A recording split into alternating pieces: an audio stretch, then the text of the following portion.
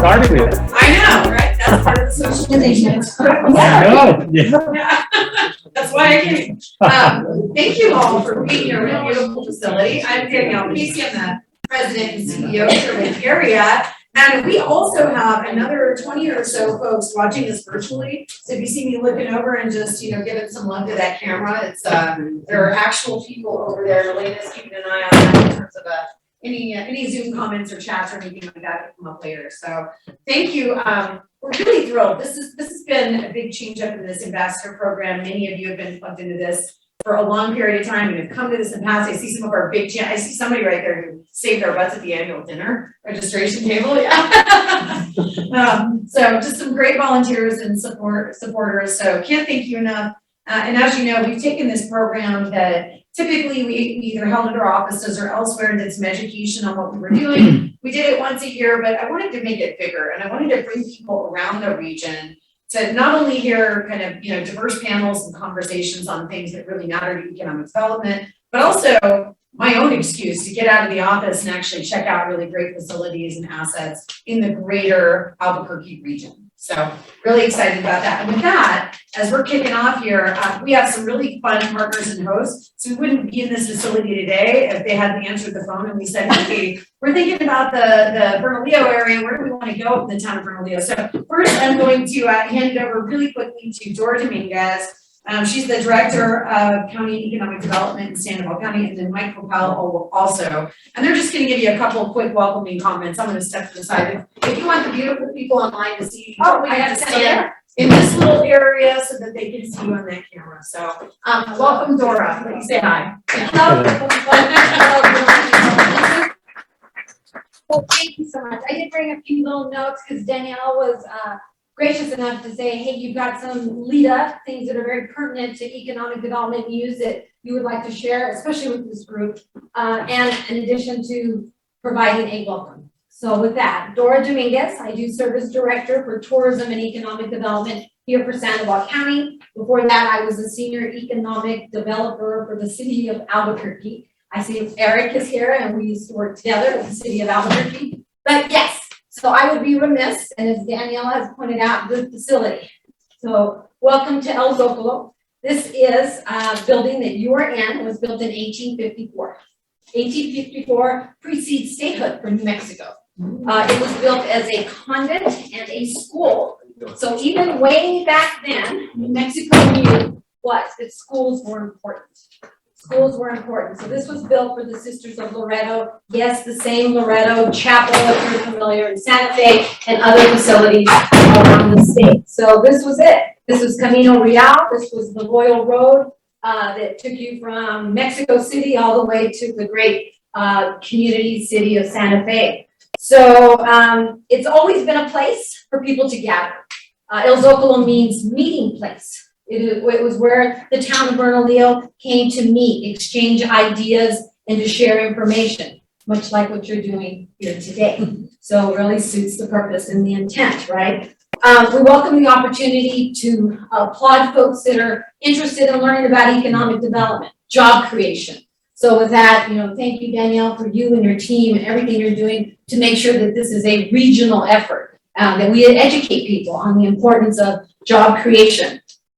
The leadership of Sandoval County, and I thought one of our county commissioners was going to be here in person, but I'm guessing he's one of the beautiful people that's here with us virtually. So, but our thanks to Sandoval County commissioners as well, who as far back as 2017 saw a role to play in supporting job creation. Because in 2017, they created a local LEDA incentive fund. That fund today is about $5 million. And since 2017 has funded 5 projects and direct jobs of about 150. Now the big one that you probably are real familiar with is Intel. Intel's expansion announced last summer is $3.2 billion. And people were like, I actually spoke to a group shortly after the announcement and he said $1 million. And one of our county commissioners said, $3.2 billion. Under that LEDA agreement, the state of New Mexico Economic Development and the governor saw their way to give $5 million The Sandoval County contributed 500,000. City of Rio Rancho was not going to be left out of that deal either, and 250,000. But even bigger than that is that the state legislature had seen their way to allow GRT abatement back to large expansion, recruitment, construction projects on the GRT paid on construction. So that'll be an additional contribution. Both the state is giving back their contribution of the construction apportionment of GRT, as is Sandoval County. So we're really excited. They've got to do, wow, a heavy lift, 700 jobs, and they've got 3 years under the LEDA agreement to meet those performance requirements. So we're really excited about that. And then so it doesn't stop there. So just recently, the importance of incentive programs, because we want to say, well, what is the investment of the local community to welcome new jobs into their area? So just this past February, the Sandoval County Commission saw their way to replenish the fund. Replenish the fund. Because if it's at the state level or even local municipality level, we struggle without imposing new taxes. How do you replenish your incentive fund? So that was done in February by resolution. And so what that resolution says that projects that are incentivized through LEA, state, county, or just state incentives, or just county, or both together, 25% of the GRT generated by those projects will go back into the LEA fund. 25% of any payments in lieu of taxes on industrial revenue bonds will go back to replenish the LEDA fund. 25% of any private activity bonds that are induced by Sandoval County to support affordable housing will go back to replenish the fund. So we're thinking and we're excited. And so the opportunity to not only tap the importance of what Intel's expansion is going to mean for the entire state, but to recognize the leadership of Sandoval County Commission to continue to appreciate and value the importance of job creation. It's just appreciated. It really is. So with that said, if you hear ghosts, don't worry. All history has been that they are friendly ghosts. I don't tell ghost stories. And then for the history and stories about the town of Bernalillo, the people, the culture, the fiestas, you have today with you Mike Clopel. Now, don't let Mike's title fool you, because it is Director of Community and Economic Development, but he can tell you some stories. He can tell you stories of basketball games played out in that parking lot. He can tell you stories about the nuns, the nice ones, and maybe the ones that weren't so nice too. So They're all nice. They're all nice. They told us the same. Right. So with that said, thank you so much on behalf of Sandoval County, El Zocalo, for being here today and all that you will learn as you're here in this meeting space.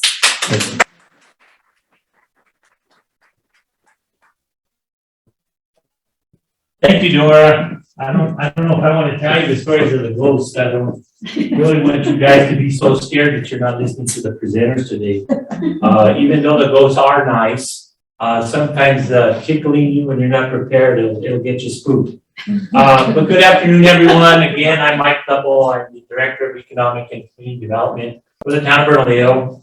It's great to see you all. Great to see you all online. It's great to start opening up and again, refreshing all of our brains and getting used to being outside and things like that. So on behalf of Mayor Jack Torres of the town of Bernalillo and our town council, I'd like to welcome you here today. It's exciting. We're excited to be here. We're excited to be a good partner with Sandoval County and hopefully doing a lot of great things here for all of us. As Dora mentioned, Zocalo has been the meeting and education place for many, many, many years. And it's just really great to see a building like this still being used for what its purpose was designed for.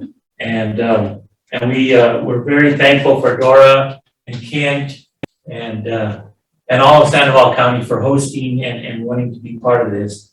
As you may well know, Bernalillo has been a very important piece of the history of New Mexico for many, many years, since the 1500s. We're excited to have and continue to embrace the history, the mix of cultures that we have here, and obviously the traditions. And even through all of the pandemic and all the things that we've been going through, the town of Bernalillo has been thriving. And that's exciting, you know, for a small community. When you think of it, you see so many of them struggling, and the town of Bernalillo, with our good fortune in our location, we have been able to thrive. You know, we're at the crossroads of three major roads. You've got I-25 that heads north and south and brings people from all over. We've got 550, which is a major crossroad. You know, over 40,000 cars a day drive to Bernalillo, sending people up northwest and then, you know, wherever they want to go. And obviously, 528, which heads out to Rio Rancho, another great partner and neighbor. And because of that, you know, we've been able to benefit from a lot of retail and GRT travel-related businesses. But on top of that, our small community of a little over 8,500 people, we have 8 different manufacturing companies here, and that's amazing. And so when, you know, Dora was talking about job creation, working with a small community like that, you know, when you can add 3 or 4 or 5 jobs, that's great. But when you can add 20, 30, or 100, that's amazing. And so we've been able to do a lot of that. But also, we have some really exciting projects coming up. Mr. Snyder might talk a little bit about some of those that he's ready for. We're excited to have that. It's going to be a major impact here in the area. And so with all of that, you combine all of that, it really makes Bernalillo a great place to live, work, and play. And so with that, I'm truly honored to be here to say hi to everybody. But I really hope you'll have time to come back to Bernalillo and visit again. Take some time out from your busy day. There's wonderful places to eat. The culture that we have here, as Dora mentioned, our Fiestas de San Lorenzo, it's open to everybody. If you haven't seen it, you really need to see that. You know, just so you can understand that that is something that has been going on for many years, over 300 years, and we continue that tradition. But also we have some really good places to drink. So if you enjoy Bosque Brewery, we have Cactus Brewery, we have some amazing places here in Bernalillo. So please come back and visit us. And again, welcome. Awesome. Yeah. My mom is really into ghost stories, so I feel like I gotta bring her here and just dump her off for the day. So I wander around. Oh, yeah. Yeah, okay. Well, you know what, since we have some folks in the room, and I might ask Alina, just because I love to put her on the spot, to in a minute read off some names of the people that are on Zoom with us, just so we know who we've got. But I was thinking very, very quickly, before I run through my my present, and by the way, I'm trying to jazz this up, because I just ate at the range, and had some spinach enchiladas, so I gotta, yeah, I don't wanna get sleepy. I also had 2 cups of coffee, so it's probably not gonna happen, so we're doing good. But let me go around the room really quick. You just met Mike and Dora, so I'm just gonna start behind them, and if you guys just wanna tell us just your name, who you're with, and then maybe how much snow you saw this morning where you live in the region. Yeah, that's where you are. I'm Dave Vaughn. I'm with Construction Reporter. Just 2 years ago, we started a magazine called The Built Environment. I actually only signed on about 3 months ago, but I had my first article in the magazine about 2 weeks ago. Danielle, you actually showed up a few editions ago. Yeah, so I'm just excited to be here, kind of fly on the wall, but that doesn't mean I'm open to meet people. And there was plenty of snow. Okay, cool, we'll take it. Hi, my name's Nate Lee. I'm with Bank of Albuquerque, corporate banking team. Glad to be here. I think I saw maybe an inch of snow. I suppose. All right. I'm Mario Stein with colleagues in Ingram, an accounting, tax advisory, and audit firm. We had about a couple of inches up in the Northeast Heights, but more importantly, I'd like to see Danielle sleepy. That Doesn't happen, right? I'm chock full of, ridiculous energy. I don't know where Chavez. I work for a local company called Bernalillo. We help nonprofits, schools, organizations, the Rio Rancho Chamber Community Foundation with fundraising. And I had about 3 inches of snow at my house in a month ago. There you go, all right. Snow angels, here we go. Hi, my name is Kimberly Wade. I'm a realtor for New Mexico, but also I'm the founder of the Cape Ship Cancer Foundation, a nonprofit I've been representing. I do a lot in Congress, US legislation, and things like that. And I thought I meant. Hi, I'm Chris Kenny. I'm a business coach. I put together groups of, I call purpose-driven business leaders who are looking to utilize conscious capitalism as the method by which they grow their companies and expand job opportunities here in New Mexico. So we only had about 1.5 inches of snow. I'm Linda Stewart. I am with the New Mexico Angels, and I haven't had about 1 inch. I think I got cheated. Hi, Greg Seeley, City of Albuquerque Economic Development. And now it's official, huh? Yes. All right, there you go. Congratulations. And, I left the house early this morning, so downtown was a little crazy, but it's good now. All right. Hi, I'm Kimberly Roth. I'm actually here just to represent myself versus the company. I do RFPs for local EPCs, specifically in solar, renewable energy industry, and I write a lot of articles and produce videos about solar to celebrate the great stories of sustainable New Mexico. Good to know, good to know. Hello, I'm Justin Snyder. I'm with Taproot Enhanced Plant Packaging. According to my little girls, I guess today's blizzard brought about 3 feet. 3 feet of snow, yeah. It's the craziest thing ever. I'm tapping my team here. I got 2 team members back. This is one of our newest team members. Hey everybody, Chad Matheson, brand new to the Albuquerque region, so super excited to be here with you all today. New teammate to the area team, and just really excited to be here to celebrate this facility and talk with you all after the program, so thank you. All right. Hi, everyone. My name is Beverly Cruz. I'm also part of the area team. Thank you all for being here today. Actually, really excited to be here because I grew up in this town, so love the assets that we have here and love to be able to show them off to the rest of you guys. So thanks for being here. Hey everybody, new to the team, new to the area team, I should say. My name is Brad Thompson. Do events and operations. Glad you all showed up, and I think about 2.5 inches today. So. My name is Brian Connell. I'm with New Mexico Transloading. We're the transload facility down in the South Valley. We're specializing in logistics and handling big projects and from Fortune 500 companies down to small mom and pops. We can help you out with that. We're also doing a lot of land development in the Mesa del Sol area, and part of that project now. So wear a lot of hats, and we have quite a dusting that come down in the South Valley compared to all the folks down on the Hornwith up north. And yeah, it really came down. So I couldn't tell you how. Yeah, I deal in hundreds of tons and thousands. Yeah. Fair enough. I'm Beth Walter. I'm the new business retention and expansion manager for area. Been with the organization for almost 5 years. Woke up this morning in historic Union Highlands to a dusting, and there was 4 inches by 10 a.m.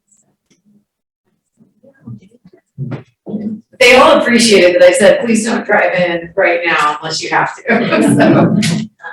Hello, everyone. My name is Clay Azar. I'm the current QB for KW Commercial and the immediate past president of the Commercial Association of Realtors from New Mexico. And like Beth, I woke up at 7 a.m. It was just a tiny dusting, but by 10 it came down. And fingers crossed for a snow day. So to answer your question, not enough. I'm Z Cruz, and like Beverly, I grew up in this town as well. I heard Zack Snyder was going to talk, so I wanted to come here. There you go. Well, you're going to hear from our panelists. Oh, look at he's shy. Okay. We're gonna go panelists in a minute, so let's keep going. And I'm here to to talk today about construction. So Yeah, that's what we're talking about. Tim Cummins with Rio Real Estate, I'll be talking on the panel also. Yeah. Sal Perdomo with Titan Development, same on the panel. All I know is I walked into lunch and there was a bunch of snow on the ground, and I walked out of lunch and it was all gone. Yeah, same here, same here. I don't know what happened. Chris McCann from Yellow Freight. So second largest LTL carrier in North America. And just kind of wanted to get a little bit more involved. We didn't look up to about 2 inches sometimes. All right. Sherry Reed, I'm a commercial real estate lender with Century Bank. So we'll be there developing projects. I don't know. I'm Matt Love with Garrett Development. We control 53,000 acres west of 98th Street. Pretty much all that area around Amazon, the new facility, ballparks. And got a pretty good design on that. So, yeah, on the west side. And Jerry Shallow, President of Rio Rancho Regional Chamber. Great to see you all here today. Let's see, at my home on one side of the golf course in Rio Rancho, less than a quarter inch. My office on 528, like 4 or 5 inches. It was crazy. The target was closed. I love it. But one other thing to report is I just got a note brief minute ago. If you haven't seen it, Governor eliminated masks indoors. You're not messing with us, are you? I just sent it to my staff to her. There's a picture with her at 1:45 at the meeting. I'm just saying that would be like the perfect trick to pull on everybody. Right. Cool, all right, so we're good, all right, thank you, Jerry.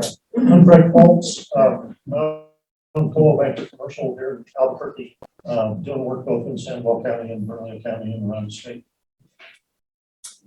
Hi everyone, Eric Burns Whitmore. I help build entrepreneurial communities. I work with North Central New Mexico Economic Development District. And I was driving up to Santa Fe this morning. That's a little tricky, but it's all fine. Yes. Hey, I'm Lisa Brenner. I just recently started with Sandoval Economic Alliance, helping with economic development here in Rio Rancho, Sandoval County. I lived 15 years up in Los Alamos, so I'm pretty new to this area, but I'm really happy to be here today. Thank you. 3 inches. All right. They're thrilled you're here, another great partner of ours. I think you guys all met Jessica, but. Yeah, I think everyone knows me by now over email. I'm Jessica Priego. I'm newish to the area team. 12 weeks. I'm from Chicago, so I didn't even see any snow here today. There you go. Well, according to my very lazy English bulldog that did not grow up in the snow, it was the worst thing ever. And she had to I think she walked about 8 inches outside of the door to pee, so and then ran right back in. So whatever.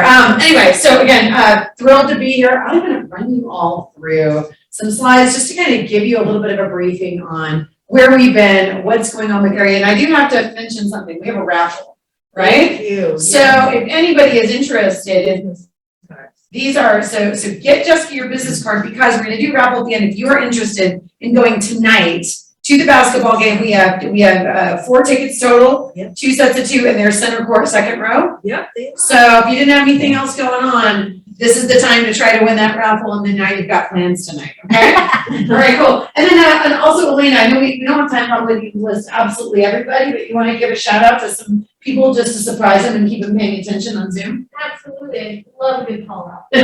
So we have our friend Beth Barella from Manpower who will be at our next webinar. Check that out, register. We have Frankie Hermosillo from our friends at NIS on Vista, who also just gave us a shout out on Instagram. Thank you, Frankie. And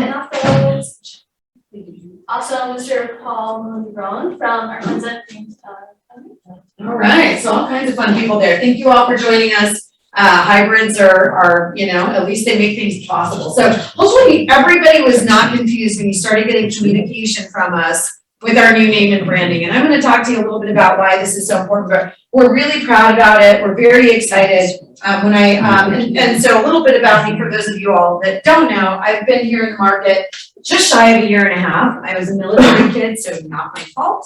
I blame my dad. He's from Buffalo. My mom's from Texas, so I don't know what I am. I'm just a child of the great US. But I did spend the bulk of my career, I finished my bachelor's degree at Arizona State. So I spent a lot of time in the desert Southwest in the Phoenix market. My bachelor's degree was in anthropology, so I worked at the Kirk Museum of Native Cultures and Art right out of school, and then somehow found my way accidentally into local government, and then was told to go figure out that economic development stuff because our Chamber of Commerce was a mess. And then fast forward, 20 years later, and I've been doing this stuff for quite a while. But anyway, so I'm absolutely thrilled to be here. When I got here in October of 2020, another fun snow day. My first day at work was October 26th. It snowed like 5 or 6 inches. I had no heat on in the house. I had no furniture yet because due to COVID, there's this shortage of drivers. I was really worried I was never going to see my possessions ever again. But they showed up a couple of weeks later. So yeah, I have fond memories of the snow. But when I got here, I'd been recruited to run this organization, was super excited about it. And I was like, so Albuquerque Economic Development Inc., but we're a regional group and we support the region and we want to, work with everybody because we know this is how businesses choose markets. The name is very confusing. So one of the things that came out of our strategic plan that I'll chat with you about a little bit is really sitting back and thinking critically and going, okay, we've come out of a massive, we're still trying to come out of a massive pandemic, now endemic, right? We had the retirement. So my predecessor was a very loved, longtime leader in this market. 25 years here, but you have, change in leadership. And then a lot of other things going on with the changes in the economy. And so my board said, well, if we're going to change things up, now is the time. So bring all of your ideas and let's just go for it. And so one of the things that we strongly decided in that whole process was we really needed to represent ourselves regionally. If that's what we say we do and that's how we want to behave, you got to put your, put your name where your mouth is, basically. So Albuquerque Regional Economic Alliance became our new name as of, we formally announced it publicly at our annual dinner in December. So what do we do, right? As a regional economic development organization, what do we do? And so we have a few areas of expertise that I think are really important for folks to be aware of that you may not think about naturally. Think about us as the marketing arm for the greater region. And I say this because it's very critical. We like to say, market regionally and sell locally.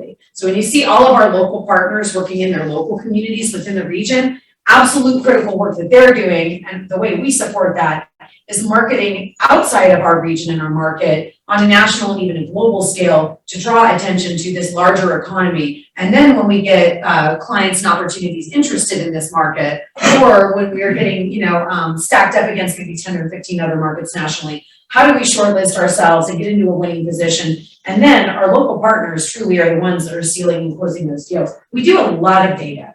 So there's is crap ton an official word? We do a ton of research behind everything we do. So there's pretty sophisticated labor analytics tools that we use. We are running economic impact analyses to understand the benefit of a project. We're also running comparisons between our market and other competitor markets to see where the delta is, where are we truly winning or not winning. And then we spend a lot of time working and taking that data and doing cold lead generation. So that means, so next week I'll be on a trip where I'm in 36 hours, I'm in front of, I think, 14 different national site selection consultants. And the whole point is so I can sit down and tell them about the advantages in our market, build relationships, and then follow up with pretty compelling data as to why they need to take a closer look at Greater Albuquerque and work with us and bring more employment to our region. We also do some existing business growth support help. So Beth in the back mentioned she's our new business retention and expansion manager. That's because she took a new assignment on our team. She's been with us 5 years, and now her role every day is going to be visiting with local companies and first of all, offering support and referrals where they're needed. One great thing about a regional economic development organization is we don't provide I've been clear about this, right? We don't provide every level of service or assistance for everything any business can need, but we darn sure need to know where those resources are and who to refer people to. So you think about us as a really great clearinghouse of that information. So she's helping advise folks on whether to use job training incentive program dollars or maybe Workforce Investment Act. We've been working with our folks at Transloading, for example, right there, kind of checking out that information and providing some advice. But she's also going to be having conversations with industry leaders to get to that second layer of the onion, which is having a conversation with the business and saying, okay, great, what's going on? Do you have everything you need? Do you need referrals here? I also want to know about your supplier chain and who you're buying from and how we can connect to those other industries that are maybe outside of our market and bring them in here. What are your obstacles to growth, right? Do you have issues? Is your facility not equipped right? Do you need to expand? Do you have challenges with certain types of talent? As we get out and work with our local partners around the region and also talk to our investors and partners, we're gonna have much better data and evidence to help drive those conversations and understand what we really need to do on a regional scale to affect those obstacles and remove barriers for growth. All right, so we support the region. I think I've made that kind of clear, right? You know, so anywhere in this 4-county area, we're here to help. And the reason being, I will tell you, I have never in my career seen a business choose one border. You know, I know we don't like that, right, Mike? You're like, come on, just only come to the town of Bernalillo, ignore everything else. But the reality is they're looking at the economy. They're looking at a market. They're looking at our greater region in terms of investment from a labor standpoint and other things. And then they're whittling it down to the right site or the right facility, or maybe even the best community match. So that's why we feel it's so important to think about this from a regional perspective. And I will tell you, the more that we can walk this walk, talk this talk, and get everyone aligned regionally in our messaging and our thoughts and our conversations, the better of an opportunity we have to have an aligned voice for this regional market. So we can actually, again, continue to affect some of that change. So, you know, I always like to point out to folks, because I get that question, well, what is the local economic development? And how do you integrate with, how do you work with the state agency? We talk to them pretty much daily. The Economic Development Department and the partnership, the New Mexico partnership, that's kind of the marketing arm of the Economic Development Department, we work with them all the time. And what's critical is they are responding to inquiries that come in at the state level. So a client or an opportunity will call them and say, hey, you know, we're looking in the Southwest, we're calling 5 different states, we want to know what you've got to satisfy this requirement for this business. And they will share that down the pipeline with us. They also manage state incentive programs, right? So pretty important when they're the ones that are running an analysis on how much deal closing funds to give to a client or a project, especially if it's in our region. The way we work with them is help make the case as to why, if they support that project, they're going to see dramatic economic impact and positive return in the market. And we help advocate for those things. Obviously, we're the regional group, so we work on regional data, site selection and marketing, what I've already gone over. And our local folks, I'll tell you, the reason they're so critical, they can make or break any deal. They could drag their heels and say, okay, well, we just can't even get to that permit review for a few weeks, yeah, whatever. I will tell you, I haven't seen any of these guys do that, so that's very good to know. I would say that we've got extremely aggressive and responsive partners in our communities, but it really does come down to the community level to help with permitting and reviews and get projects out of the ground in their communities. And we're working on more and more creative tools to support them in their efforts and their desires for how they want to grow.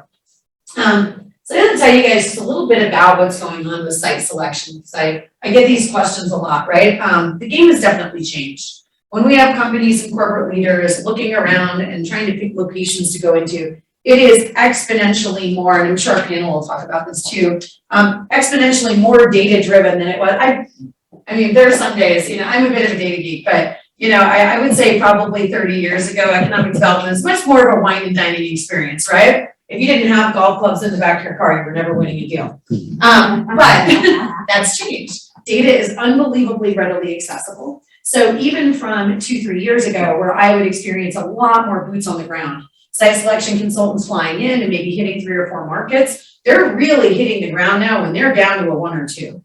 Right? Obviously, a lot of this is COVID related, but this was even shifting before because you can have drone footage, you can have really great interactive online videos, and now you can do Zoom meetings and you can pitch your communities to them. So the ability also to get thrown out of the mix is even faster than it was before, because now they can go online and they can do their own research on your community and your market and go, yeah, I don't like that data point, we'll see you later. So it runs both ways. So we also spend a lot of time, again, on our data value proposition. And a big piece of areas we're going forward with our new strategic plan is still on the main thing on marketing and pushing the region out there and doing cold lead generation and bringing deals here, but just as much time trying to figure out if we didn't get this business opportunity and it was a good one for our market, we need to know why, and then we need to spend our time working with our partners, our legislators, our local elected leaders, our landowners, whoever it is, to figure out how we change that impact so that we can actually win next time. So I'll tell you all, we had one in the last week that was very, very interested in our market. There were not a lot of site opportunities. It was a very, very finite, a very, very specific request. At the end of the day, they ended up going south of the border, and the reasoning was the only site that we had in the region that could have satisfied their need, they felt was didn't have the ability, didn't have the labor shed near it that was going to be critical. They did say we had an excellent response. I was really proud of the team. But this is important to know, right? So how do we then get shovel-ready sites ready? These guys are going to talk about it. They're doing some really amazing work. How do we proactively get ahead of that and then also answer the labor question before they dig into it themselves? And I know this is pretty much impossible to read. I'm right underneath it, but you guys can look at this later. What this means is, so every year, a magazine called Area Development, they survey national site selection consultants and corporate leaders. So you've got the two different ranking charts, which is kind of interesting how things stack up. But at the end of the day, they asked them, what are your criteria? Rank your criteria for decision-making in terms of where you're putting your company or where you're advising your client. And so again, I won't use the laser pointer. It screws up our whole thing if I use the laser pointer. But when you look at the combined ratings for corporate leaders, as well as consultants, at the very top is skilled labor, availability, and cost. So when I tell everybody, especially when I got into the market early on, I had people asking me, what do you think about right to work? First of all, I don't want to get in that debate right now when I've been here 2 months, but I had questions on, well, we're not a right to work state, so how much does that affect us? And I will tell you, when I'm looking at union profile, having a low union profile up here, both of these, it's like number 13 and number 11. So my answer is, if you don't have accessibility to highways and you don't have, sites that are appropriate and you don't have labor, that doesn't matter. I think our quality of life is amazing. It's beautiful. People are still flocking to Boise. And again, if you don't have the labor and the talent and the sites that they need, they're not getting to the level where they go, okay, all other things are equal, so we'll go to Greater Albuquerque because the quality of life is better. If they don't get down there on the list, you're still losing. So that's why we are hyper-focused on those top criteria and issues on that list and how we can affect them so that they will ultimately make a decision with all other things equal, because we're a beautiful, fantastic, unbelievable place with all the best chilies. So these are some of the data points that we pull. So if any of you are ever wondering, or you're curious, or you have a client you're working with, we're happy to run these. We have a model with I think we got about 15 different comparison markets now. And all this really tells you is at the highest level, we can look at our metro and other metros around the country and get a sense of how relatively competitive we are based on a lot of average numbers in that market compared to another market. So this is very informative. Again, if we're talking to the state or a local community, we say, hey, you could win this project, but we know we're about $500,000 more expensive for this project than the competitor market that they're examining. So we couple this data also with a little bit of research on what we think they might be offering in incentives, because we also understand their incentive tools. And this helps us really understand what's it going to take to get that project into our community. And a lot of times we'll have, we're working some projects right now where we have some consultants that are going, boy, your land's really expensive. And our answer is, well, you have to look at the total operating cost from soup to nuts, because at the end of the day, we believe that your operating costs, ignore the land, think about also our business operating environment. Our taxes may be lower, our labor may be lower cost, and there may be other things, transportation may be improved. So again, you can't look at just one data input to decide whether it's the best market for your business. Whole other conversation for another day. I also do truly firmly believe that there's no amount of an incentive that makes a bad deal good for a community or a company, right? It still needs to be a strong market where they're growing to succeed and thrive. Those things are really kind of like that delta. It closes as a gap filler.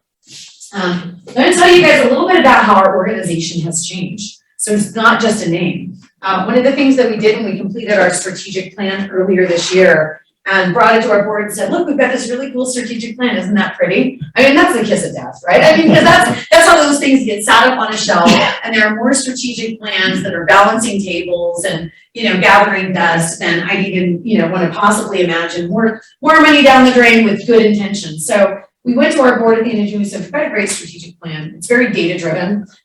It was put together by a national site selection consulting firm, and then also a very, very long time, well-respected economic development leader who, what she did is in 1989, she got 22 mayors in the greater Phoenix region to work together. Not easy. And that has turned into what, 30 years later, 35 years later, I keep getting older every day and I forget. But it is now one of the most successful regional economic development organizations in the country. So she knows what she's doing a little bit, putting that together. So they advised us on our strategy. It's great, wonderful ideas, wonderful information, good information about what we need to do, where our competitiveness issues are. But I looked at my board and I said, okay, here's a couple of challenges. First, the name needs to reflect regionalism if we believe that we only succeed regionally. Number two, we need to look at our organizational model. We had a very, very large board. We needed to maybe change that and create ways for engagement, greater engagement with the community and with all of our partners. We were not truly a public-private partnership, so there was no real method for public sector, local government to engage formally with us. And then also, we needed to raise some money, so we're getting ready to do that too. So we're kind of in the soft phase now. So we made some very, very big systemic changes within our organization, and we created new advisory councils as part of this. So we reduced the size of our overall board a little bit, but we asked some of those people if they would help us stand up these groups that are going to inform our economic development strategy, hold us accountable, and also hold themselves accountable for helping this along. So rather than saying, hey, everybody, come to 3 board meetings a year, it's super boring because it's governance and you have to look at a nonprofit's financials, and I'm gonna give you a terrible lunch if you get that, and then you go on your way, right? No, we said, we really want you to engage at a high level in thought leadership and drive our conversations forward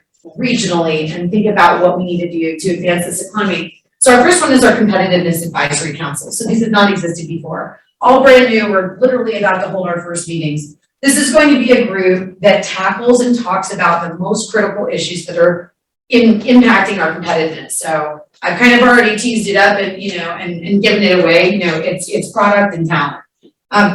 Another one is going to be a Technology and Innovation Advisory Council. There is a lot of opportunity in this space. So I see some people in the room I know might want to get involved in this, but the idea is thinking about what is even happening in this community, in this market. How are we connecting everyone, and then how are we using that to, again, inform our strategies on business recruitment, inform our strategies on what could we advise the legislature to do from a bill standpoint that's going to make it more appealing for technology and innovation to grow in our market. How is this going to inform what our higher educational institutions are doing for the talent needs of the future? So as you can see, the possibilities get pretty exponential.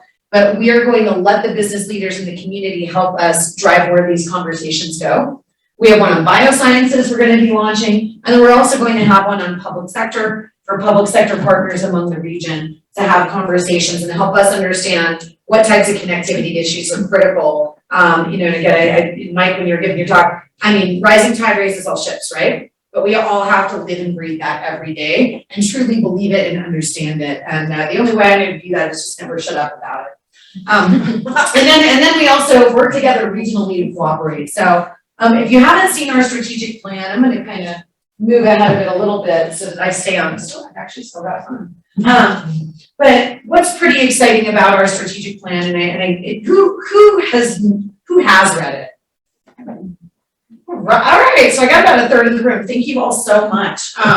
It is, those things are not exciting to read, but they're very interesting and informative. And so at the highest level, what are we up against? There's a lot of competition out there. Many, many other markets are pushing hard in economic development. Thank goodness I was able to steal, Chad in the back room there out of Memphis, where he was doing some really, really creative analysis and sophisticated research that we're going to apply here. But there's a lot of intense competition everywhere, and there are organizations going after this heavy, and there are organizations and communities that are well-funded in economic development going after this.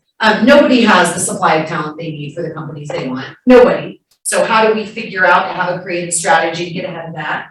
And then again, challenges with infrastructure and business environment. I'll let you guys comment on that. We'll step back. Okay. Now, anyway, but really, but one of the things that we looked at in our strategy that I think was so critical is sometimes you kind of have to throw some ugly facts out there to piss people off enough to get them excited and kind of light a little bit of a fire about why we need to really organize and align in a big way. Because honestly, we could run this regional organization and we can do some lead generation. We can cut a few ribbons every year and that's great. But it could still leave us at 0.7% of a total job growth rate over 5 years. It could, because that's where we were from 2015 to 2020, and we have had some good successes. So not negating those successes, again, but how are we looking at in the context of our overall job growth rate and what's happening in competitor markets? So we did our strategy. We're trying to figure out how do we gauge success, and we wanted it to be simple, easy to understand, and easy to track. So again, in its simplest form, from 2015 to 2020, we had 0.7% job growth rate overall. In comparison to markets between 500,000 and 1 million in population, that put us roughly in the bottom quartile. We want to be in the top quartile come 5 years of those comparison markets. So it's aggressive. Instead of the 1.8% job growth rate we expect to see on its own, we want to get that up to at least 2.5 to 3. But again, if we are removing obstacles and trying to come up with new creative strategies to drive business, I believe it can be done. And I truly think it's just a big cop-out to not try. So we're going to be trying in a big way. So if you want to check out that strategy, you can look at it online. You can just go there and check it out. When we looked at our market in terms of the strategic plan, we also sat back and said, there are a lot of national rankings though, right? We can look at all of that data and we can go, oh, boy, it sucks to be 49th in this, or Wallet Hub said we're 6th in this, which whatever, at their marketing firm. They're great. They're really good at what they do. But sometimes they're, the way they're slicing and dicing those rankings, it isn't really necessarily characteristic of your market. So all good. We sat back and we also asked the site selection consultant firms, when you've looked at Greater Albuquerque as a potential market for a client, who else was in that mix? Who was generally shortlisted? And this can vary based on industry, right? Certain industries are going to be looking in the Mountain West. Some industries are going to be looking at us for different reasons. So they gave us the top 10. We also looked at our database. So you're probably not shocked, right? You've got a Boise, a Colorado Springs, Phoenix, Salt Lake, Tucson, Tulsa.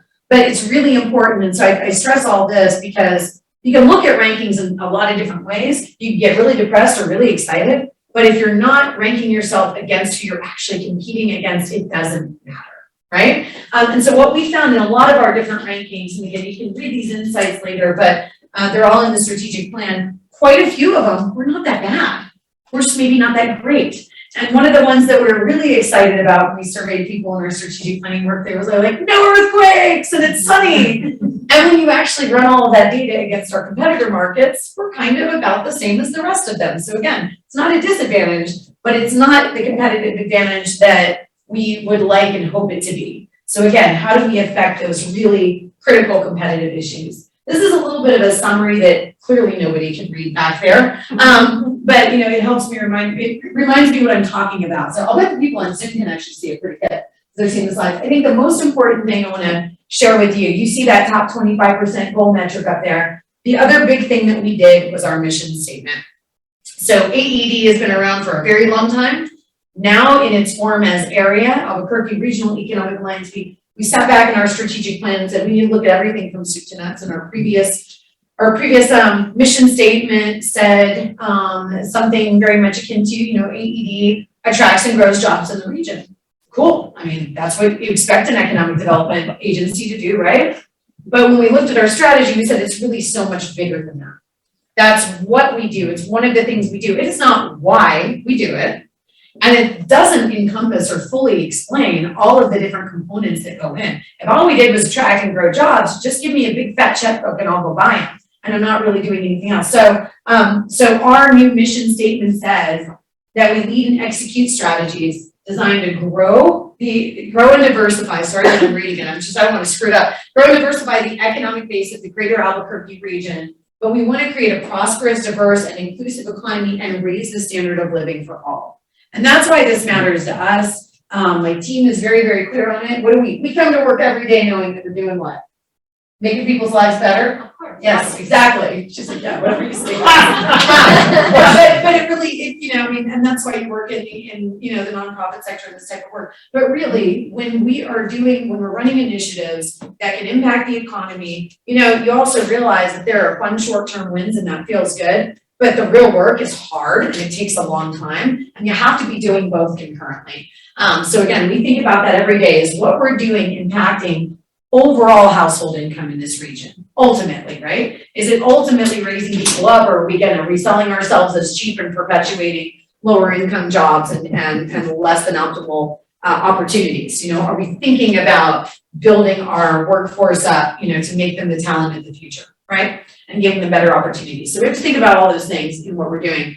We've identified some great target industry clusters, and then we're really happy that we're very, very aligned with the state of New Mexico's economic development strategic plan, which, you know, I gotta tell you, I'm thrilled they have one. They put one together, they understood and recognized the criticality of having a strategy that they can then align to going forward. And they looked at our plan to help inform their larger strategy that they put together. So we're working in pretty strong alignment with them.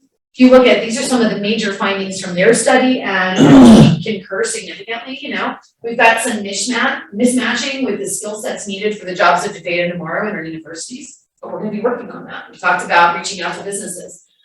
Competing states have more venture capital than us and we need to invest in target industries and skilled workforce. High level statements, but really critical that they've recognized this and that now they're going to be working on empowering local communities to do things about this in a bigger way.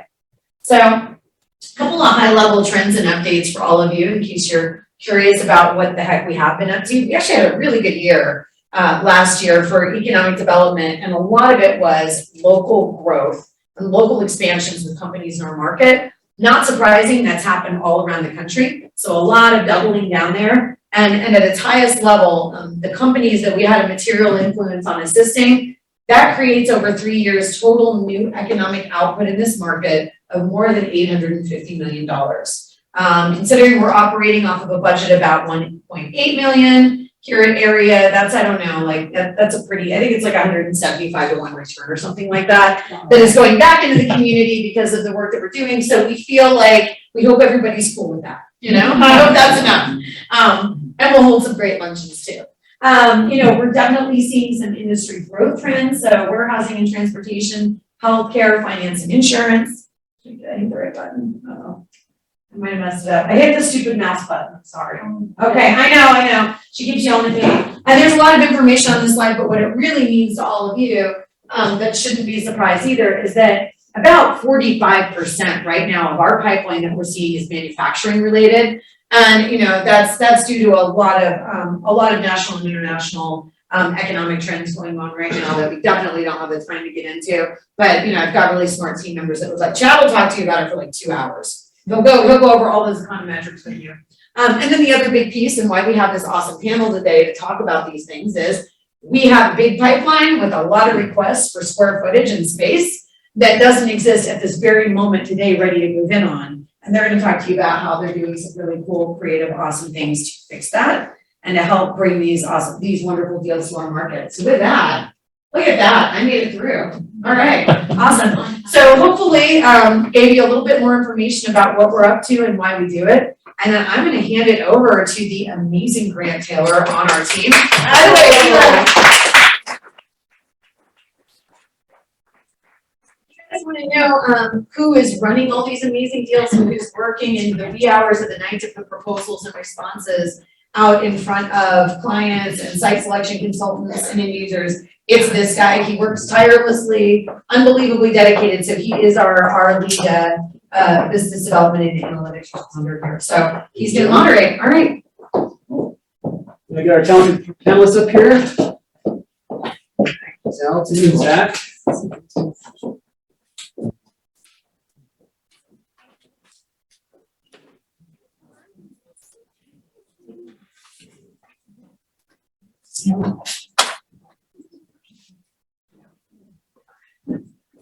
Let me apologize for being late. I was trying to attend remotely a meeting in the city of Albuquerque. There was a commission considering support for one of our existing businesses. So wanted to make sure that area had an opportunity to speak in support of that business and continue the growth of some of our really successful companies.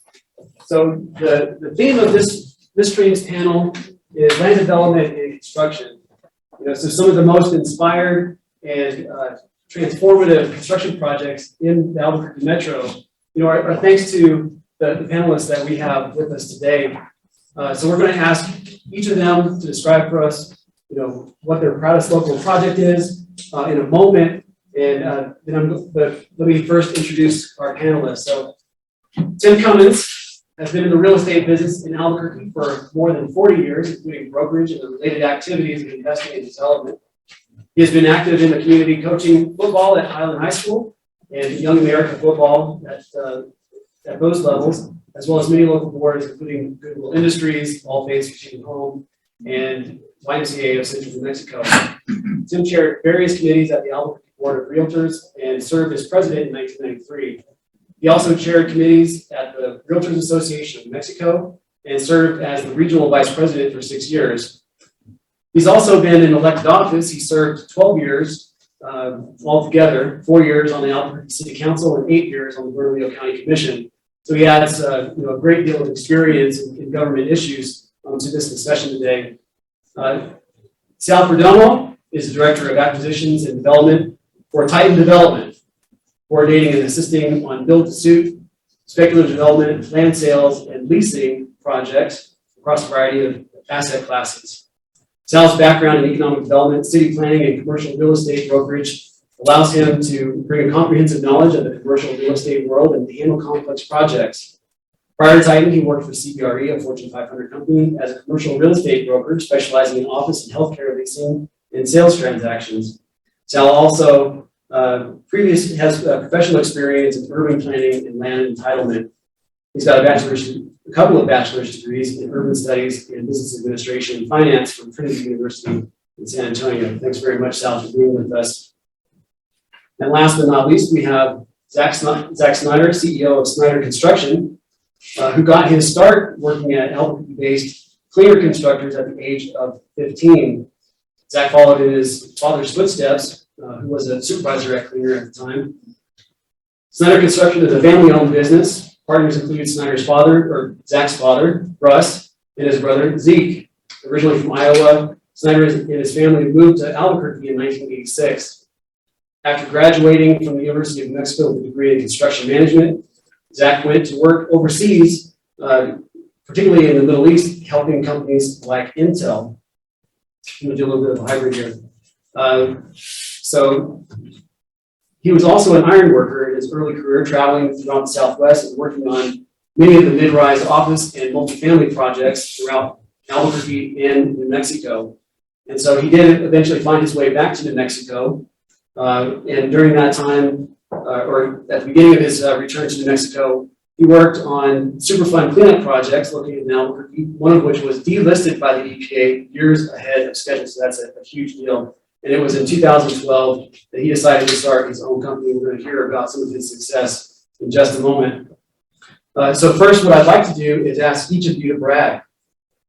Take just a moment to share with us what might be a project that we don't know about. There really are some landmark construction projects or developments that we don't know you might be behind. So I'll let you start. Well, I appreciate that. I've been around for a long time. Probably one of the things you guys don't know, because except for Greg, most of you weren't around, but I accidentally sold Paco to Roger Thompson, started the Paco development years ago, and it was a complete accident, but it turned out well. And then over time, I've just been fortunate to be in a place to work on a lot of projects. One of our first as a group was we bought the old Levi Strauss building and tore it down, built Carmax and Sennheiser and those related buildings. We built Tempur-Pedic. We did the Merillat project down in Los Lunas and bought the rest of that. So there's been some fun ones. We've had some, that's on the private side. On the public side, help put together the package for Eclipse Aviation for some of those deals. So I mean, it's really kind of been a lot of great ones. I would say more than a single project. It's just being able to be involved in such a variety of different economic development projects over such a long period of time. It's been really fun. So really an opportunity to collectively make the Albuquerque Metro better. So how about you? Yeah. So, I think most people here probably know that Titan Development is heavily involved with the Highlands project. They're on Central and I-25. We're an industrial developer. We do multifamily as well. It's about 50% of our business. But this project was super unique in that we were able to kind of do a mixed-use project that was really, impactful for the community. And I think back to watching probably the first or second season of Breaking Bad, and there was a drug bust at one of the houses. And one of those, the house that was in that scene was one of the houses that used to be on our Highlands project. Those houses used to receive dozens and dozens of police calls every year.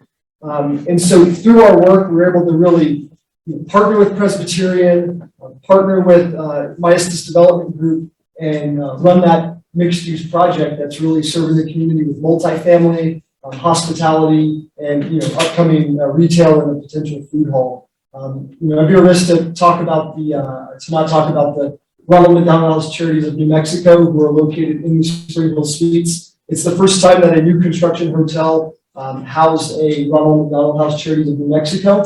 Families with their kids can walk right across the street through a sky bridge to get to the hotel and to get to those rooms. So really cool project and really impactful for Albuquerque and the region. Zack, how about you? Yeah. Well, first of all, thanks for inviting us. Really appreciate that. So our company's been around for about 9 years now, and we've gotten to work on some really unique projects. I think one of our focuses is always trying to find projects that are unique and highly customizable. Flick's Brew House and the Lotteria Shopping Center, that was one of our projects that we completed a couple years ago. 2 years ago in the pandemic, we finished Tin Can Alley and Stone Age Gym. So if you're not familiar with that project, it's built out of shipping containers. So don't ever build out of shipping containers. And working with, clients that, maybe don't have it all put together up front. But we also offer, getting involved in early stages and helping them through some of the financing, putting together expense pro formas for them, and really kind of getting into some of the nuts and bolts so that, some of these projects can get creative. One of the projects that, we're really proud about is our Riverwalk project, which is happening here in Bernalillo. That's something we've been working on for about 5 years. Bosky Brewing was actually the first part of that. And we got our zoning approval last December, and now we're moving forward with the actual creation of it. So it's a 2.5 mile Riverwalk trail that's going to be right on the river's edge. It's got boat docks and things like that. So we're really excited about that project. So coming soon, hopefully in 2024, that'll be here. It's just a wonderful place to do business in. I think there's a lot of opportunity. That's really exciting. We're finally have a Riverwalk. So Zack, I'm staying with you. Our audience knows that every industry, due to the pandemic, has had to make adjustments to continue to make things work, but they might not know specifically what you've had to do in construction and development in order to keep making things work. So could you describe for us some of the creativity that you've had to deploy, some of the adjustments that you've had to make in your industry making it work? So I'll start off by saying, we've been spoiled for so many years, right? We have this constant, things are going to be on time, we can find resources, we can find the talent. So our biggest, effort and change that we had to make was really in the intangibles. So, everybody knows about the material issues, the lead time issues, but it was really transitioning our entire workforce and our entire company into more of an educational platform. So, early on in the pandemic, we didn't know what was going to happen. We didn't think it was going to last this long. But it became very evident that some of the people weren't going to come back to work. Some of our, employees and, people that we had worked with decided not to exit the workforce. So we took employees that, maybe never would have gotten a chance before to, move up within our organization. We created that educational piece. And now we've set up an organization where it's more of a school and a vocational, type of approach. We've had to create that at every level. The resources that are required to implement that are obviously stress on the organization, but we had to shift from employees that we thought as more of transactional into how do we retain as many as possible. Some of the challenges that we're seeing now are, on the material side of things is, if I go to a supplier with $1 million check and tell them I want to buy all of their material, they tell me no. So we're dealing with this new issue, which, just has come up in probably the last, 4 to 5 months, which is what's called material allocation, which means we can no longer predict, accurately when projects are going to finish. We can't, accurately calculate how much they're going to cost, because some of these materials, in the construction industry, were very, predecessor, driven activities. So, all of those different activities in the construction project are all tied together. So you take one of those cogs out, and now you've delayed and impacted the rest of the project. Lastly, I'll just say that, it's created a lot of opportunity for us to really take advantage of some of the technologies that are out there in the building industry. One of our issues that we had dealt with when we were spoiled was there was these technologies that had come about that made construction a lot easier. Now we have to look at new ingenuitive ways to get buildings done. And some of them, which I think is good for our company since it's what we do, is really moving into some technologies that were, back in the, 70s and 80s, right? So bar joists, pre-engineered metal buildings, those aren't good options for building anymore. Now we're going back to concrete tilt-up, we're going back to, beams and, cast in place concrete, because those material supply issues impact the project so significantly with the debt service component of it, lead time issues, and getting product to the market that, it's great. I look at it as an opportunity for us to really, succeed in the market by having those options. Yes, Zach, thank you. So Sal, Zach just mentioned, essentially speed to market, trying to, lead times, try to get these projects to market. So many of the clients that I work with, that is the number one thing that they are emphasizing. They want to have speed to market. We already know from Danielle's comments that getting into an existing building is very difficult. So the next best thing is to build something new. So can you share with us, what is the primary challenge right now that you face in being able to deliver a completed project that is going to be in a time frame that meets your clients' expectations? Yeah. Everything Zach outlined is extremely scary on the development side. And we're having to be very creative in how we approach new construction and what we promise to our tenants and to our future users and buyers of our product. And it's just very challenging. I mean, we're getting hit on all sides, as these guys both are as well. I really want to talk about kind of the decision-making process that goes on the development side and how that equates to buildings and speed to market and all of that. So, as the developer, we are continually trying to manage risk. We're trying to manage our downside risk. We're trying to manage, how much upside we can get in the project. Trying to manage, trying to predict the future and see where the market's headed. It's really a huge risk equation for us as the developer and being able to deliver buildings. I want to speak a little bit on the industrial side because, like I said, that's about 50% of our business. And in Albuquerque specifically, everyone's seen the headlines that industrial vacancy is less than 2%, less than 1%, depending on the source. I think that's probably the lowest vacancy rate in the entire country. And you look at that, and if you're a 50,000 square foot user, areas running around with a 50,000 square foot user, there's absolutely no functional space in this entire market that they can locate in within 9 to 12 months. And that's a huge problem. It's a huge problem. The reason that a lot of development doesn't happen is because the market is really unproven in Albuquerque. I mean, from a development standpoint, it's very risky when there's a market that's unproven. The tenant base, the tenant activity is not there, lease comps are not there, sales comps are not there, and a lot of those equations do not justify new development. And so, Danielle and Grant and the team over at Area are losing prospects because there's not enough space available. but there's not enough space available because it's too risky to build new space because the market hasn't been proven yet. So it's this really tough chicken and egg scenario that we have to work through, and we have to, talk to Grant and Danielle and their team about why we can't deliver product. And so, what we've had to do is we control about 100 acres of land at 98th and I-40 southeast corner, very, very great industrial land. We've had to get really creative with our equity structure and how we move forward with those buildings. And so, we have a spec program that is, forthcoming. We intend to have, a building probably ready to go 12 months from now, and hopefully, down the line, more buildings to come as we continue to prove out the market. We think there's huge demand for industrial space, but it's just a tough decision. It's a risk equation that we've had trouble managing. A couple other solutions that I think would really help with the speed to market is, first, increased permitting timeframes. If we could, save 2 to 4 weeks on a building permit, and we can, promise a future tenant that savings, Albuquerque would probably win tenants over the Tucson Springs, Boise, Salt Lakes of the world, Dallas, Austin, wherever, Phoenix.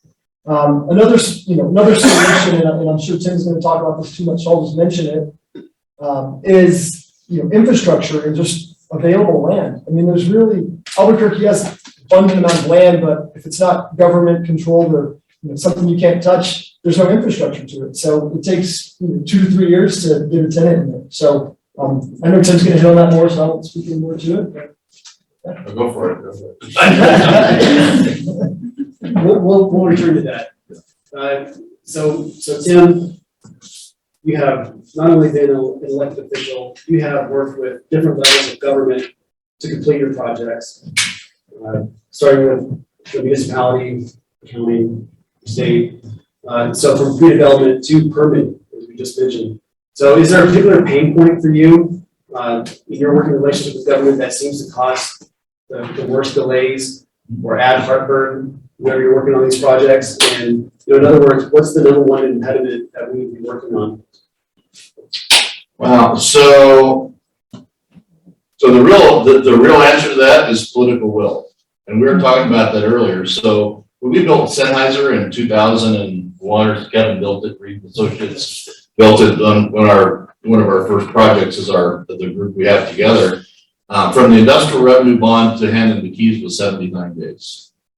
And now you don't know if you can do your project in 79 days. It takes 5 months to know if you can do your project going through the EPC. So what Sal is talking about is certainty of the time frame, and Zach's talking about certainty of the cost. So what I see two things. I see one is the projects need certainty. They need certainty they can do it. They need certainty of the timing and the certainty of the cost. And what we're struggling against right now is because of the political will of certain jurisdictions that make it too long. The longer your timeline is, the less your certainty is, right? It takes too long, and for your financing, your equity, your building costs, all those things change the more time you have. So the faster you can do a project, the better.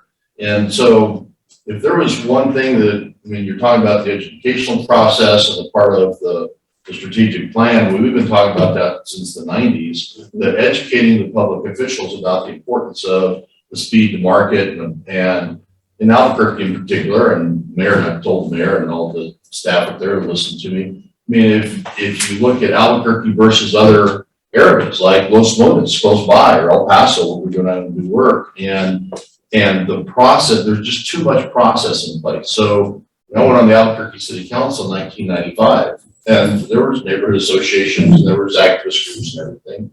But one of the things that's happened is every time someone has come along and said, we want to be part of the process, some elected officials said, okay, right? So now you've got to go, if you have a 5-acre site or more, you've got to go to the EPC automatically for your development. Well, that takes you 4 months if you don't get an appeal. And if you get an appeal, we just sold and closed last Friday on a piece of Bernalillo County for their Veterans Center, right? A new 40-bed and housing place for the veterans. It took us a year to sell it to Bernalillo County. And that was to a governmental agency because someone protested the sale and they appealed it to the city council and it got in that loop where you get remanded back to go to the city council. So that's an example of where it lacks certainty. So, I would say that at a level there can be a political will to say, we're going to make this happen, right? And that's one of the things I'm discouraged about, is that there's not that in Albuquerque, which is the economic driver. I mean, that's why you're seeing a lot of development in Los Lunas, because our pitch in Los Lunas is when you come to our site, you'll be under construction before you know if you can do your project in Albuquerque, right? And I was super encouraged to hear about all the stuff that Sandoval County's doing. I mean, that's exactly what needs to happen to provide certainty to users. So, yeah. So aside from political will, you mentioned that you've done a lot of work down in the El Paso market. So in terms of process, is there anything that our local governments in the Albuquerque Metro would be wise to adopt that you've seen you very successful in the El Paso market? Sure. So you have and it's not just El Paso, but if you go to Fort Collins, if you go to other places, Albuquerque over the years has said, let's go look at places that have a fast track economic development program, which Albuquerque used to have, by the way, but done away with. But is to have a checklist, because if a developer, owner, user, builder knows what I've got to do to go get a building permit, then they'll go do it and go get the building permit, right? Just a checklist. That doesn't happen now. There's too many arbitrary parts of the process through, the planning department, through the EPC, through if you've got a historic zone, if you've got, whatever you've got. So it's to make the process, I think what business owners want is, tell me what I got to do and I'll go do it. But if I don't know what I have to do, then I keep going back and it keeps going back and forth, and then that's cost and lack of certainty of the project. So they got to do away with a lot of the process. If you go down to El Paso and you put in their building permit, you check all the boxes, they hand you your permit back in 16 days. Everybody taking notes?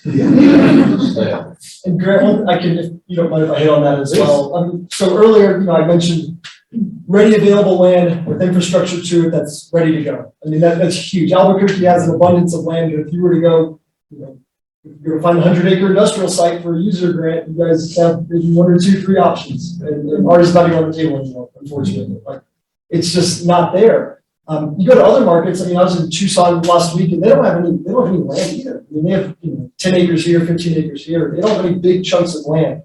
But what we see in a lot of the work we do in Texas is the city is willing to step up to the plate. City, county, economic development organizations, whoever, are willing to step up to the plate and help with infrastructure to help tee up that site.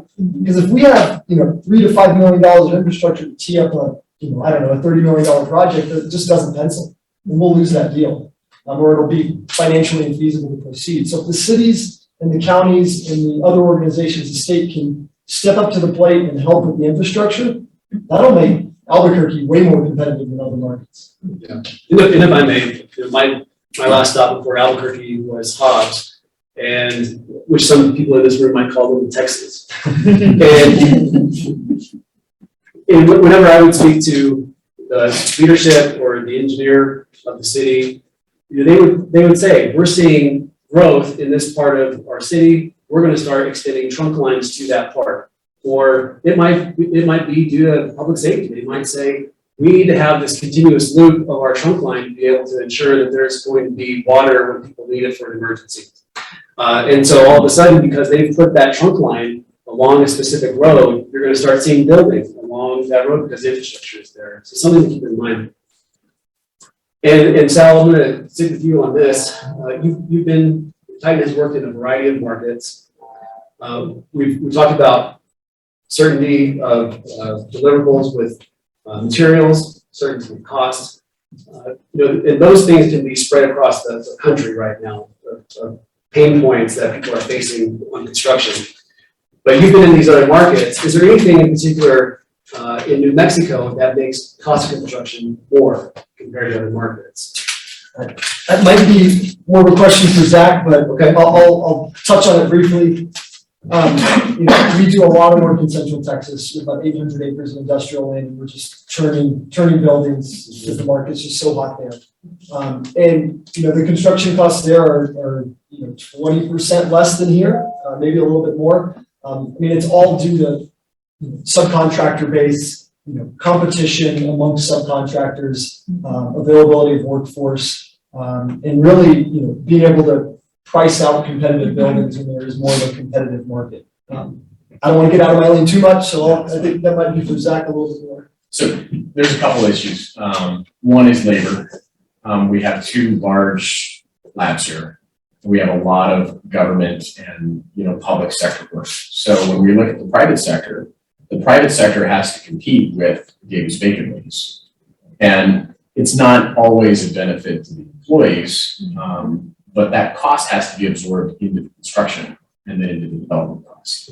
So that's something when we go to Texas, we can work in, down in the Permian Basin area, and our labor rates are just so much lower down there. Even when you're having to compete with oil field wages. Even when we're having to compete, it's almost dollar for dollar the same if I came to Albuquerque versus the Permian Basin areas. And then, in addition to that, you've got the logistics issues. So we are not a big exporter.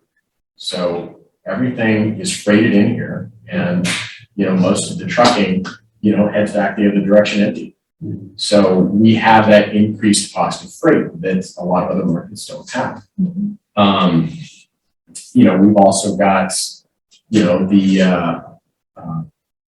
the different types of materials, that we don't have manufacturers here. So we're paying for the additional freight for those also. We don't have a rebar manufacturer here. We don't have a, metal joist manufacturer here, right? There's a lot of freight that runs through Albuquerque, but not a lot of it stops there.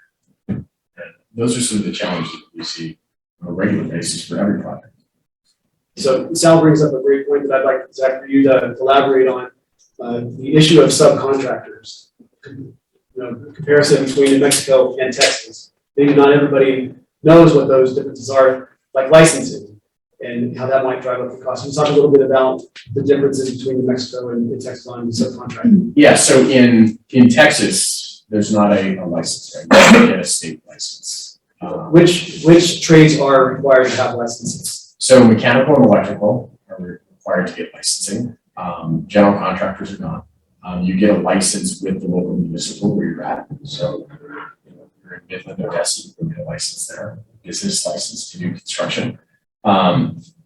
In some of those other markets, there's a much higher level of trust, I think, with the contractors and with the developers. To kind of hit on what Tim said, in this market, right, we're policed at every level. There's so many different licensing and qualifications that have to happen. And then when you go to a federal market, right, when you go to, any of the labs or anything else like that, there's no licensing required. But in New Mexico, we have a license for, civil work. We have a license for general contracting. We have a license for gas, for mechanical, for electrical, for low voltage, for medium voltage, high voltage. And there are some specialized type of trades that do need to have that license. But when you start to look at all those little things that get added to the cost, and then somebody has to administratively manage, it does increase the cost, even if it's minor. I mean, you take, a handful of these things and they add 0.1%. You add 10 of those things, and that's 1% increase. And that sometimes makes or breaks a deal. Yeah, absolutely. Tim, I can direct this question to you.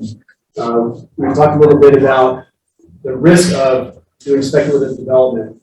Is there anything in particular that could get a landowner or a developer over the hump to go ahead and build that shell that would put us that much closer to putting a tenant inside?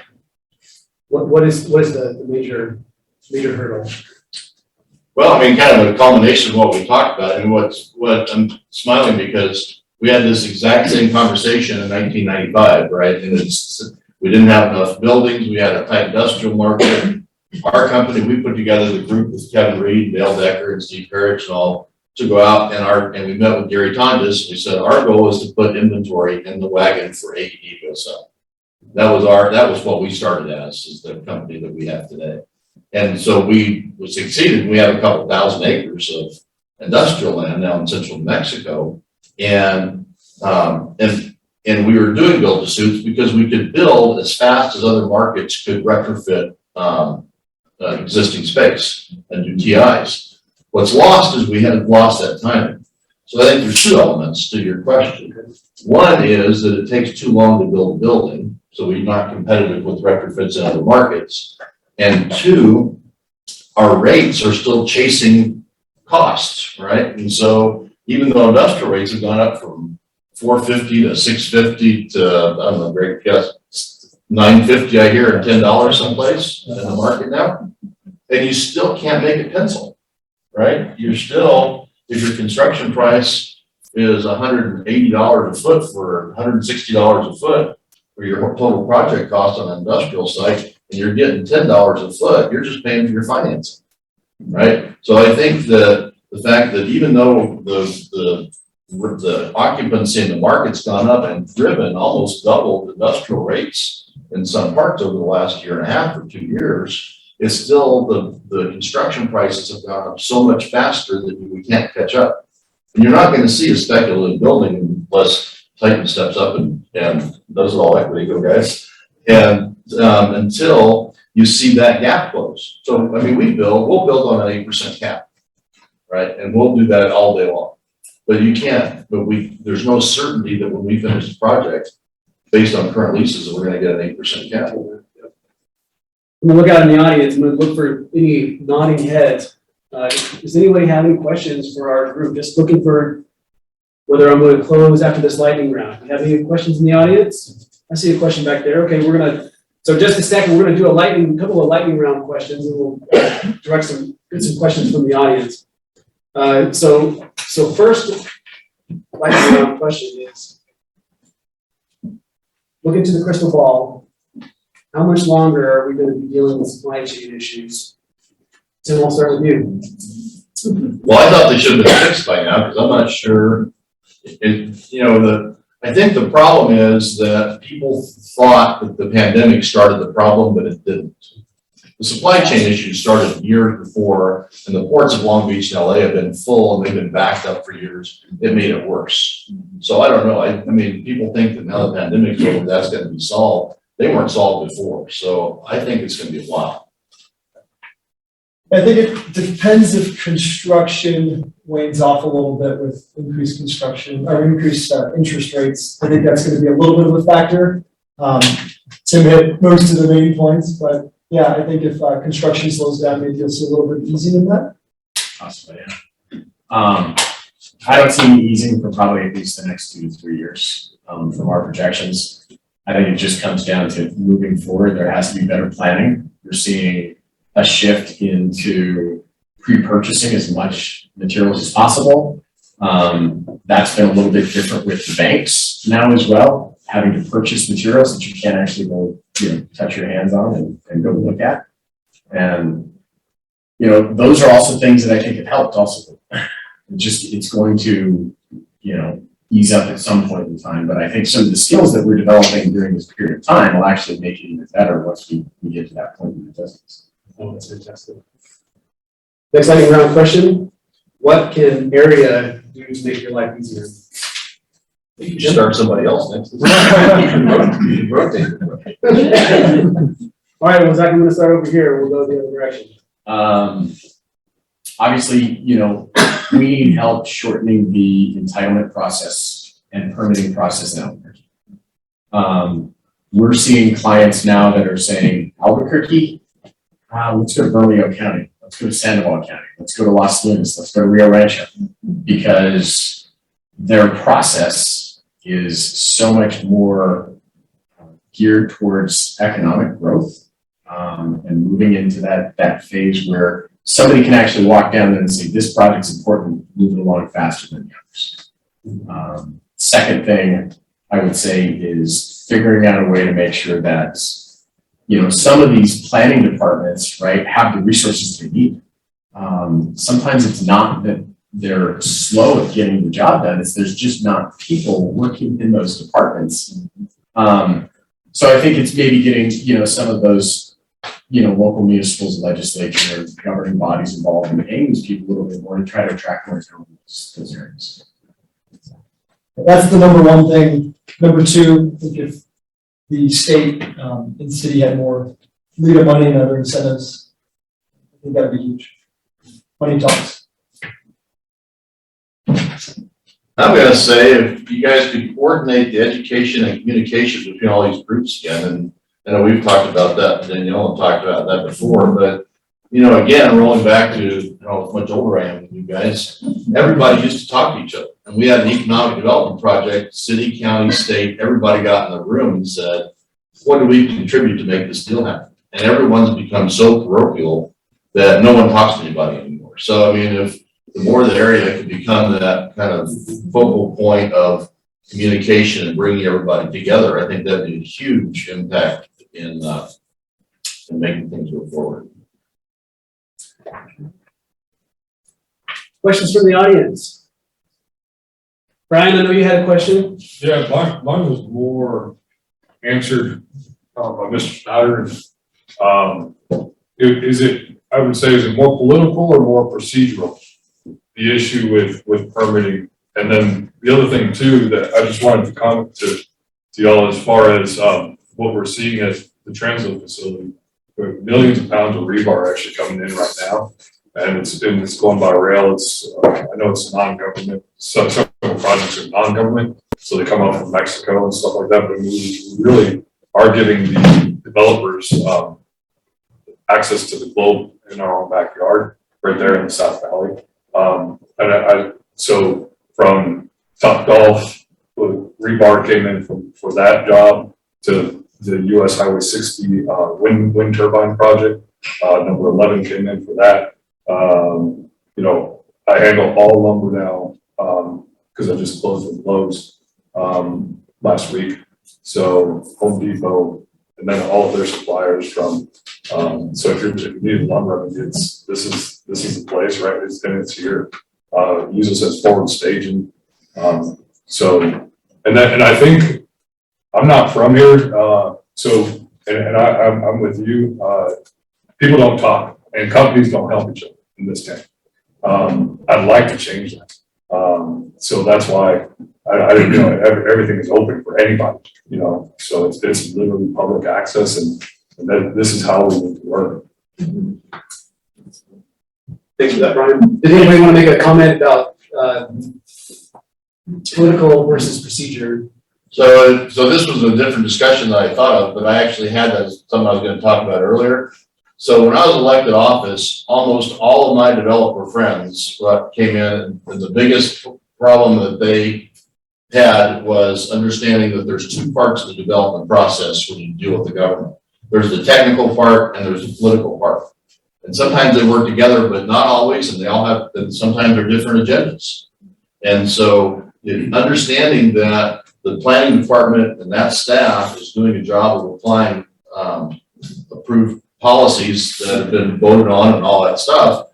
But the arbitrary part of it's political. And I mean, I don't see Paul Silverman here, but if you're into a case study, his West Bluff project over at I-40 in Coors, where Paul, of all people, if you're on the Zoom, was giving up zoning and doing the right thing in a master plan that made traffic better, went all the way through the process and was approved on the technical basis and failed on the political basis. And he built out, was a successful project for him, but has a horrible traffic flow and not a well-designed deal, not because of Paul, but because he tried to do the right thing, but because there's a disconnect between those two. I mean, people don't understand it's both. So to answer your question, it's both. There has to be the political will, and that's what translates into the policies that the staff and everyone then applies to the project. But it all still starts at the political level.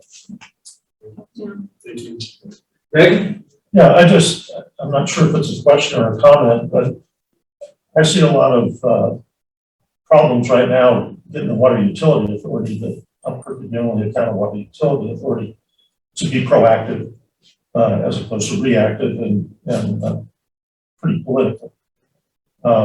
It seems to me like maybe area could help with, and I think you mentioned it, LEADA funds, maybe getting out in front of development and seeing if the water utility authority could start extending water and sewer lines to areas that would benefit industrial development. So one, I was informed by the state a couple of weeks ago that they changed the state law where they will not do, so I've gotten 7 LEDA grants for different projects to do infrastructure development. And Roper told me a month ago, they changed the state law a couple of years ago and don't allow that anymore. And so you're not gonna be able to use LEDA money to do that in the future. So there are other funds, there's other ways to do that. We used to do it through the Council of Governments. I was on the utility authority for 8 years. I was on the board there for a long time. And, you know, and I'm doing business with the Water Authority now. And the projects we're working on, they're straightforward and they got their rules. I don't know which ones you're talking about, but I mean, we're working on a couple projects now that they're responsive, they're extending utilities in, you know, they did it for us out at Cordero Mesa years ago. So there's a process. I don't know what it is, but I mean, I found them to be really easy to work with, straightforward. So you got the code. John, you're not wrong. I mean, even if whether it's ABCWA or PNM or New Mexico Gas, it's tough. I mean, it's part of I lump it in with the whole like city permitting and you know, entitlement process. It's just a headache to get out in front and takes a longer time to get a shovel in the ground. PNM is just continually understaffed. And it's not their fault, you know, they try to help us and they have a process in place, but they're continually understaffed. And we have to get out in front of that, you know, even before a building's even planned. We're trying to do master planning at projects and trying to get out in front of it. But if the utility authorities could get out in front of it, you know, ahead of the developers all day, it's great. And sir, you have a question? Yeah, no, I just had a comment. I agree with everything you guys have said. I think there's a distinction, which is frustrating, is it's will, it's not education, which is the most frustrating part, I think, on the political side. I think the politicians know there's a problem. There's just no will to do something about it. I don't know if you guys feel the same way, but because if it's an education, it's a different thing. You could educate them. But water authority, city, county, or however you want, just a little comment on that. If you think area needs to educate or work to change the will. I think it would be great to maybe show some models to them of if you were able to get this done expeditiously, these are the positive impacts. You know, and kind of touching on that also is, you know, the education of, you know, the appeal process that currently exists and the ability of how it impacts things in the city of Albuquerque is also something I think there needs to be some education. Sally, you probably can talk more about this, but I mean, it only takes one person to delay a project for a whole entire year. And there's no repercussions for that person that appeals. There needs to be a process that's put in place where, you know, if you don't like a project going in and it's not on the basis of, you know, any technical issues, right? There should be some sort of financial, you know, repercussions for the person that's doing the appeal, or give the developer the ability to move forward, right? And have that handled at a separate time. It's $25 as well. It's $25. Yeah. Give that $25 after. Yeah, there you go. I see any more questions? More of a, Pardon me, go ahead. more of a comment, and I guess a question. I guess I would maybe argue a little bit. It is more about education. When you look at the water utility board, how many of those positions are appointees, and how many are elected? And I just learned yesterday from one of our city councilors that APD also has, I think, 36 appointees, political appointees. And I also heard that the fire department tried to get the same thing going, and luckily city council shut it down. But it almost seems like these people get appointed and maybe education is the answer because they don't understand our side of the world, time, cost, all these issues. I mean, I heard a rumor, Tim, were you involved in the Tempur-Pedic deal? Yeah, we did it. I heard a rumor, tell me, is this true? You guys had when Tempur-Pedic came, you guys had the mayor, the president of B&M, the water authority, county commissioners, city councilors, everyone was there trying to get the deal going. And We're all standing under the same tent. That was like- and that doesn't happen anymore. Yeah, well, that's what I mean, nobody talks anymore, yeah. Yeah. So, the water authority is made up of 5 city councilors and 4 county commissioners. Okay. And each of those, so when they get a new city council president, they appoint who's 5 councilors go to the water authority, and then the same, the chairman of the commission assigns 4 commissioners, but there's only 5 commissioners anyway, but they almost all go. So those are all elected officials. What I would say the difference in the education and the communication, and I'm not throwing any stones at any of the elected officials today, but the reality is we built up and we did economic development before LEDA. We came up with the new LEDA process in mid 2004 or 5 because other states were becoming more competitive with us. In the 90s, we blew everybody away. We beat Arizona and Texas and Oklahoma and Utah and everything because we have a good solid economic development foundation through our JTIP and the manufacturing job tax credits and all those statutory programs. We were killing everybody. Texas actually changed in the late 90s their anti-innovation law so they could give money to companies to compete with us because we were killing them. Arizona created their closing fund in that same timeline to compete with us. So we started doing things and we developed LEDA as a program to try to compete with what other states were doing to compete with us. And we structured it after the industrial revenue bond program so that there was the same structure so elected officials could kind of understand the same thing they've been seeing. So we had huge economic development through the recession hit in 2008, 9, all kind of went away. All the elected officials now are new. They didn't have the benefit of all that education of how you can put things together. That there's other access to funds. We just, projects for a poor state. Everybody says we don't have any money and we need to put more money in the closing fund. We did projects, we put $25 million together for Eclipse before LEDA. We put $15 million together for Tempur-Pedic before LEDA. I mean, there's money and there's access to economic development funds that you can go get in addition to LEDA. My opinion and what we intended LEDA to be in the beginning was to close the gap on the deal, right? Instead of being the incentive, being the close the gap of the incentive. All these elected officials, this is kind of all the way around the barn, but they haven't had the opportunity to work on that because we haven't had that much economic development over the last 12 years. So that's where it's an education of doing a case study and saying, here's how we put things together. Here's how you can put together a team, but it all starts with everybody getting in the room and talking to each other, right? Sorry. More of like a closing item, but we've hit on a lot of the kind of negative things that we've been seeing in Albuquerque.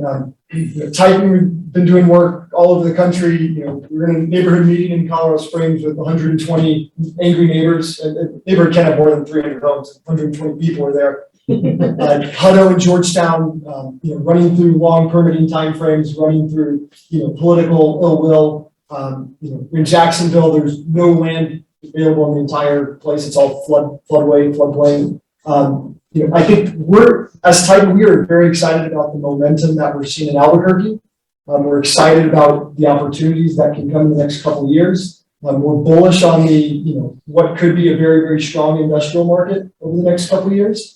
There are some good job announcements that have come and are coming, and hopefully we can get some more economic base in the city. But anecdotally, I'm seeing people move here all the time, and hopefully that momentum continues to show positive light in the metro. I'm going to hand it over to you as well.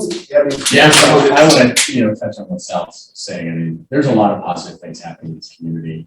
There's a lot of momentum, like you said, and you can feel it. It just feels different than it has in the last couple of years. And I think there's a lot of sustainability with what's happening. We're seeing partnerships outside of kind of government that are happening.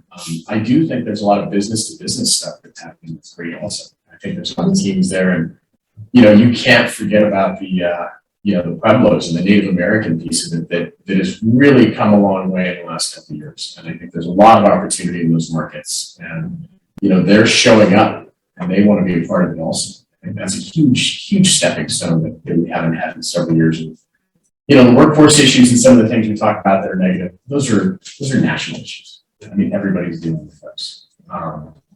But, having the right attitude and the right approach, and having the stakeholders at the table saying, this is a good thing, we're going to make this happen. I think that is happening in the private sector. Definitely feel it. Well, I feel very lucky to have gotten to listen and have this really rich discussion. I hope you do too. Let's give our panelists a round of applause.